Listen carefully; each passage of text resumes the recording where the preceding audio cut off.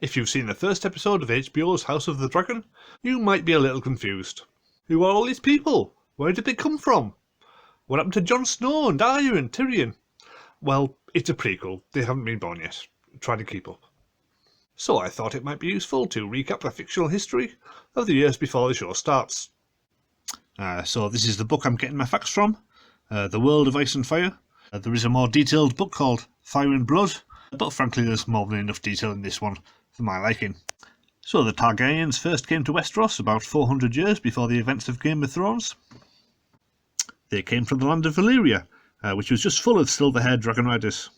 But 12 years after they left, it exploded in a massive volcanic cataclysm. Coincidence? Yes, probably. They first settled on Dragonstone, which you'll know from the TV series is an absolute hole. So it's no surprise that 100 years later they decided to take over the whole of Westeros. This was accomplished by the legendary hero Aegon the Conqueror. And it took absolutely ages. It's described in quite some detail here, and it would probably make for another good TV series.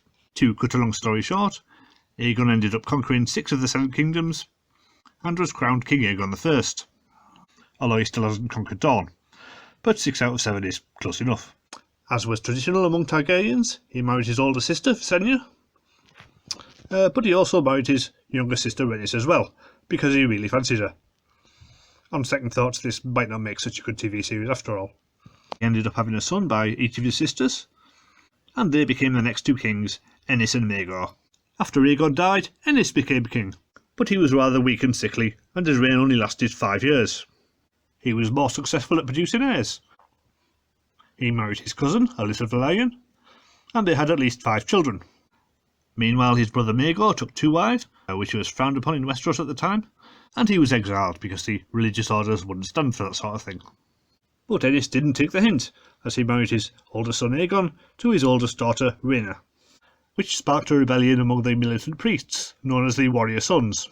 Enys died during the rebellion, and as soon as Maegor heard of it, he decided to take the throne himself. He flew back to Westeros on his dragon and proclaimed himself king. He had fierce opposition from the religious orders of the Faith Militant and the Warrior Sons, but he also had a dragon, so the outcome was never really in doubt. He became known as Maegor the Cruel for his habit of ruthlessly slaughtering all of his enemies. He was less successful at producing an heir, as he married many times, but all of his children were either stillborn or didn't last very long. In the end, his allies turned against him, and he was found dead on the Iron Throne. Whether from murder or suicide, nobody really knows, but either way, good riddance. So Maegor killed most of Enys' children during his reign, but the only one left was Jaehaerys, who then became the new king. And he had a long and happy reign. He married his sister Alysanne, but after Maegor's bloody reign, the religious orders just turned a blind eye to that one, and they produced many children. So many, in fact, that they had to call a great council to determine who should be the next heir to the throne. This is what you see in the opening scene of House of the Dragon. In the show, leading contender is Princess Rhaenys, played by Eve Best, whereas in the book it's her 7-year-old son Laenor who nearly becomes king. But in either version, both of them get passed over, in favour of King Viserys, played by Paddy Considine. He's king as the series starts, but he's yet to produce a male heir. His current heir is his brother Daemon, played by Matt Smith, but he's a bit of a bastard and seems destined to become another Maegor, so that's not ideal. Another contender is Princess Rhaenyra, who's played by Millie Alcock. Apparently there will be a time jump where she'll be played by Emma Darcy for the rest of the season, but she's only 8 years older, so I can't see it making that much of a difference. So at the moment it looks like the show will be a power struggle between Rhaenyra and her uncle Daemon, both of whom ride dragons, so it could get quite bloody. But Rhaenyra's friend Alicent Hightower, played by Emily Carey now and Olivia Cooke after the time jump, is also meant to become a major player.